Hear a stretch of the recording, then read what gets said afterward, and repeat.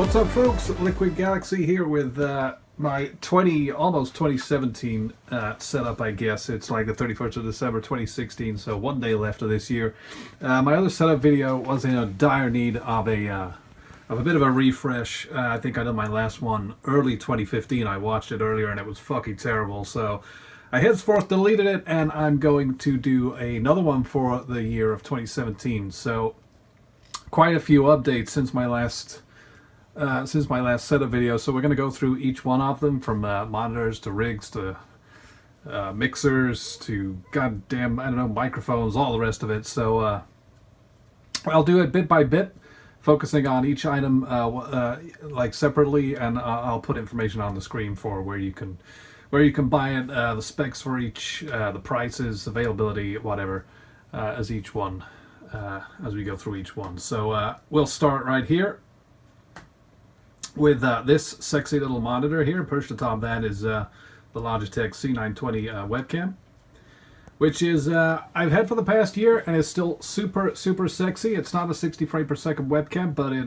has everything else that you could want. It's 1080p, and again, I'll reiterate that the lighting on this cam is superb, or white balancing, I should say, and the auto focusing is absolutely awesome. If you have a dark room like I have, it's kind of dull in here, and you're using a green screen, you need a cam of somewhere close to this quality to really kind of focus on your face properly whilst blending out, and also picking up the chroma key of the green screen in the background. I have pretty poor lighting in here, so my previous webcam, which was a Elight 1080p, was absolutely terrible. So this little baby up here, if you're starting out as a streamer, I think you can get these now for about £40 from any good, stockist. Amazon, I think I got mine from. USB webcam. It's definitely one of the recommended ones. There is a C9, I think it's the C930 is out right now, which I think is recommended for streamers. But I think the only real difference is that it supports 60 FPS. And it's a lot more expensive. That is set on top of my latest monitor here, which is a Samsung 4K monitor. It's 24-inch. But this Samsung monitor is super sexy. I've only had it for a couple of months. There's no sign of any dead or stuck pixels yet, so pretty happy. Forget the model number. I'll put that up on the video later. It was, I think at the moment it's hovering around £340, I think, currently on Amazon as of December 2016. It supports HDMI and DisplayPort, which is what it's currently set to right now. I also use this as my game capture monitor for gaming when I'm streaming, and it's very sexy. It's my first 4K monitor that I've had, and to play on it, any game in 4K, looks absolutely outstanding. So super happy with this. These two monitors on the left and right here, they have not changed since my previous setup video.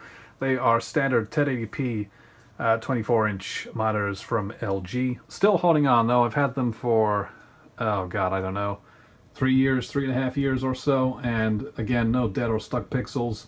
Super sexy quality, so still happy with those. That's HDMI and a DVI connection on those two, I believe.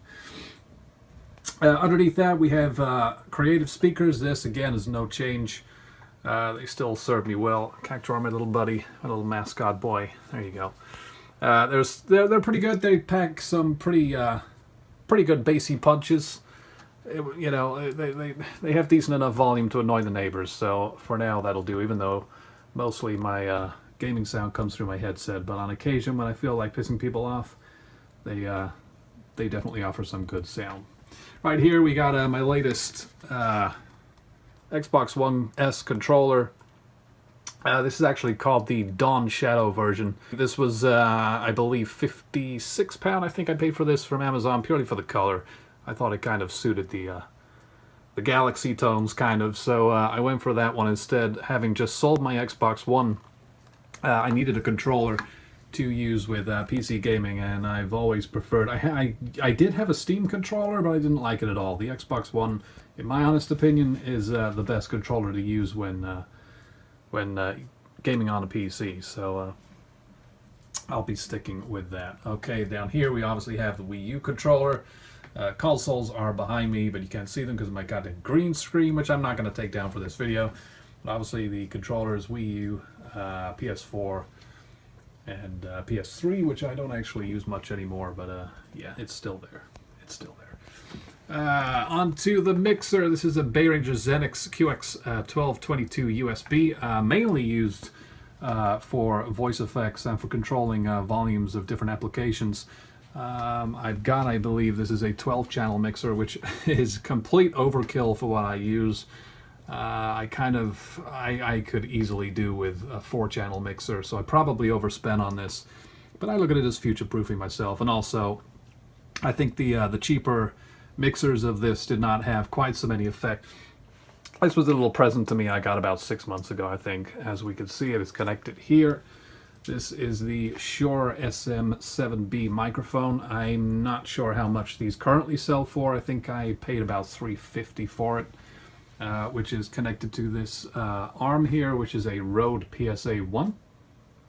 This is fixed to the desk here via a clamp mechanism. It does come with the fittings to actually drill a hole in your desk, so you can make a more permanent fixture, but for me, I wasn't sure if I was going to have it on this side of the desk, and there's other times I might want to put it over here, so I didn't want to drill holes in my desk, so I thought a temporary solution was better. But again, it's a good arm. It allows for full swivel up and down and right the way across. Sorry about this camera here. I'm using my phone, and it's doesn't have, this is like the furthest away I can zoom, but it's a bit of a pain. But it's cool. It allows me to obviously get the mic out of the way of these monitors as and when I need to. This mic itself obviously has a pop filter of its own. It has a built-in shock mount, so you don't need to worry about any extra additions, and the mic itself is absolutely awesome. I don't know if you can see around the back here, there's a little plate here which you can unscrew, which has a switch on the back of that for a number of bidirectional settings, I think, and whatever else. I've not touched it myself. It was perfect as straight out of the box for me, so I just screwed the plate on there and left it as is. So I'm more than happy with that. More than happy with that. So underneath here, also this whole desk is new, by the way. My previous desk was far too small, so this is a brand new desk. Again, can't remember what I paid for it, but and I can't remember the measurements, but it was basically big and long enough, that's what she said, to fit on my my tri-monitor mount here. So that's all I really needed it for. We have a headset here, Sennheiser headset. Again, I forget what make this is. It's the, I want to say the S290 Pro. Could be getting mixed up here. But this is super sexy. Again, it's got this ridiculously long cord here, which unfortunately you cannot change because it's a permanent fixture in the headset here, which is a little annoying. But that plugs straight into the mixer, again, where I control the volumes and whatever here. But this headset is super sexy. It really does a great job of immersing you in the in any kind, whatever game you're playing. Currently playing Tomb Raider, Rise of the Tomb Raider, I should say, and using that bad boy. God damn it, dude! It's a whole new experience. Really good. The mouse is the same as before. It's the Corsair M80, 16,000 DPI. Pretty sexy, still lasting. Well, it's still going strong. It's for Overwatch and shit. It's a great mouse. I think it's. I don't know how many goddamn buttons it's got on here. I use like 3 or 4 of them, but there's buttons all over this thing. It's a really good mouse on top of this Razer mouse mat here, which I think was about £5 or something. Kind of need a new one. It's flaking a little here, but it's okay. Looking at getting the Razer mouse purely because, moving on to the next object here, I have the Razer keyboard. This is the Black Widow Chroma X. The chroma being obviously all the lighting here that goes on, which I've set up my own profile to, again, make kind of liquid galaxy colors here, purples, pinks, whites. It's totally customizable using Razer's own software called Razer Synapse, or Synapse, however you want to call it. And you can basically have any color, any kind of setting, any profiles, a shit ton that you can download from the internet, which you can have like pictures and shit on here or whatever. It's really clever what people do with different profiles. I, at the moment, have just got this kind of, I don't know, slow flashing of these different colors, and then obviously each key press I have this splash effect that kind of emanates from the key to the rest of the keyboard. But so many different profiles that you could use for that particular keyboard. I think that was £130, I believe, again from Amazon. That's that, obviously, and that pretty much covers everything apart from the new rig here, which I can't really show you too much. It's a little dark down here. I can show you the inside here if you can just about see it. This is my latest gift. Again, it came from the good guys at Dino PC. This was £2,000. It's an i7 6700K processor, running at 4K but overclocked to 4.6 gigahertz. Excuse me. It comes with a GTX 1080 graphics card, a Maximus 8 Ranger motherboard, 16 gigabytes of Corsair RAM, which I will upgrade to 32 at some point, but I felt right now I didn't really need it. It's full water cooling, which I really need in here because it's a super hot room, and my last PC was running at ridiculous temps. Water cooling has been very cool.